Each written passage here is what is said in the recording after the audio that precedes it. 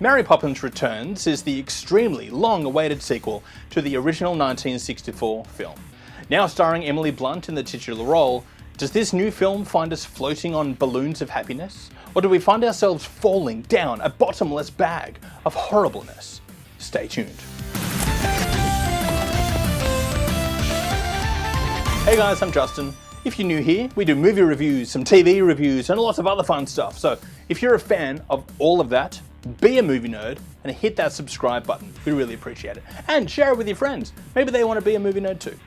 Mary Poppins Returns is directed by Chicago and Into the Woods director Rob Marshall, and reteams him with his Into the Woods stars Emily Blunt and Meryl Streep, not to mention Lin-Manuel Miranda, the genius behind the Hamilton musical, who has worked with Disney in the past. He co-wrote the songs for the animated hit Moana. The film takes place 20 years after the events of the first film.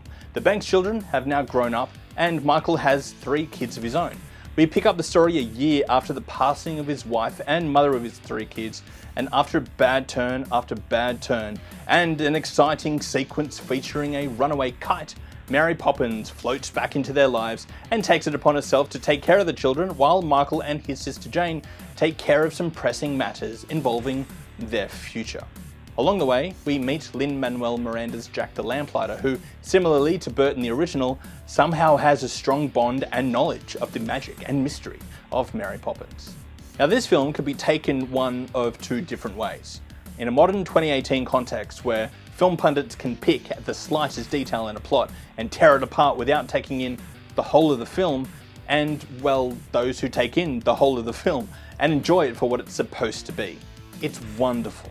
There is magic and fun and lightheartedness and incredible sadness and darkness, and it left me questioning its tonal choices. On one hand, we're watching the story of Mary Poppins, Jack, and the children having magical adventures. And on the other hand, we're dealing with the incredible sadness and guilt of Michael after the loss of his wife and everything else in his story. I felt like I was watching 2 separate films, and I don't think it worked as well as they had hoped. Don't get me wrong, the sad side was necessary in carrying the emotional weight of the happy side, but there was just something about it that confused me. Maybe it's that I'm a product of these times, and this film holds on to the past so much that maybe it's not specifically meant for me. Which is fine. Maybe I'm in this weird middle generation that will question it too much. My kids loved it, and I'm sure my parents would love it too.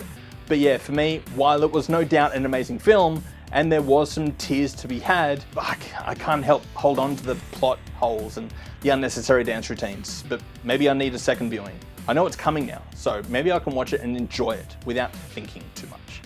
As I said before, this film holds on to the past, and sometimes in the best of ways. I miss the look of Disney's classic 2D hand-drawn animation style so much, and it brought such a smile to my face during that entire sequence. And I've always geeked out at seeing live-action characters and animated characters on screen at the same time. I really enjoy when that happens, and this time even their costumes seemed to be hand-drawn. I was staring so hard trying to figure out if it was some kind of CG trickery that was going on, but nope, I swear sometimes it looked fully drawn. Speaking of, the production design on the entire film was perfect. It was superb. The entire film looks beautiful. It's by Disney, so they have no excuse, but it's wonderful to re-enter the world of Mary Poppins.